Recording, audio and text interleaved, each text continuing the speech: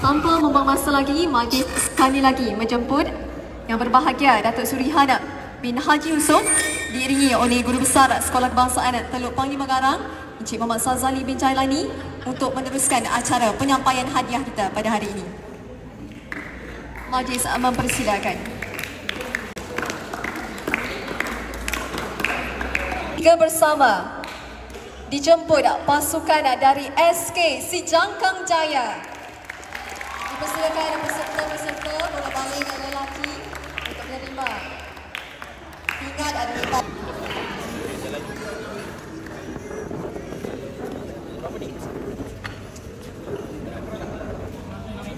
Tak nampak, jadi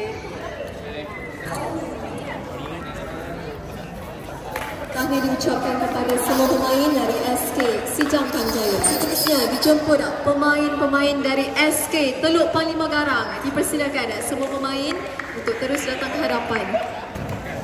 okey.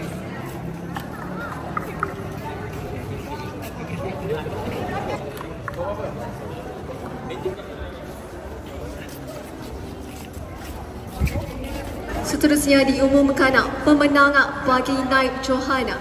Dipersilakan pasukan dari SK Sri Langan.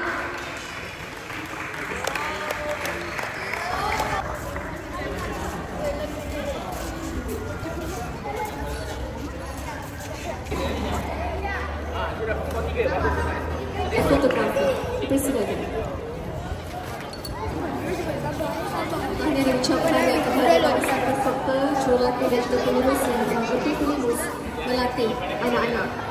Baiklah, kita teruskan dengan acara yang seterusnya. Kejohanan bola baling MSSD Kuala Langat bawah 12 sebagai kategori lelaki disandang oleh SK Kancung Darat. Dipersilakan untuk menerima hadiah di bahagian hadapan. Dipersilakan.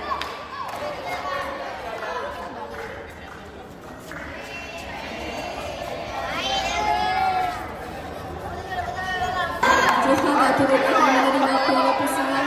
Dipersilakan tahniah diucapkan sekali lagi.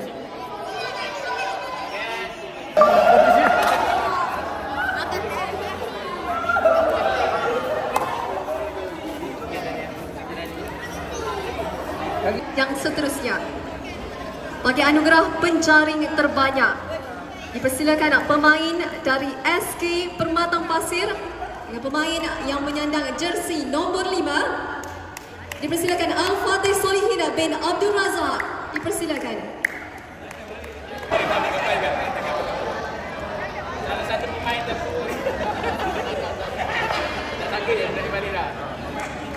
Seterusnya, kita teruskan dengan anugerah bagi pemain terbaik. Anugerah pemain terbaik disandang oleh SK Kancung Darat. Pemain yang memakai jersey nombor 7. Dipersilakan Muhammad Suhail Zikri bin Samsuri.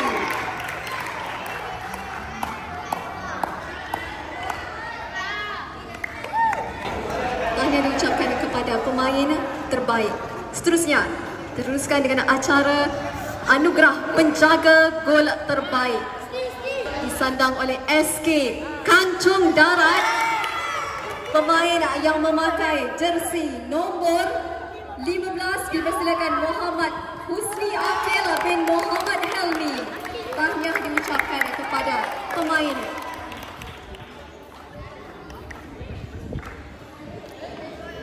Sekali tahniah diucapkan kepada para pemain dan juga pasukan yang telah menerima anugerah. Sebagai tanda terima kasih, majlis mempersilakan yang bersahab Encik Muhammad Sazali bin Jailani untuk menyampaikan cenderamata kepada yang berbahagia Datuk Surihana bin Haji Yusof.